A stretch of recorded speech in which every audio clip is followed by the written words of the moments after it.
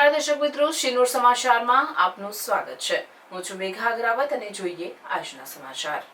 શિનોર તાલુકાના સાદલી ગામે નવી નગરી વિસ્તારમાં રહેતા 22 વર્ષીય યુવાનનો મોબાઈલ અચાનક ફાટતા યુવાનને હાથ અને પગના ભાગે ઈજાઓ પહોંચતા સારવાર અર્થે ખસેડવામાં આવ્યો હતો।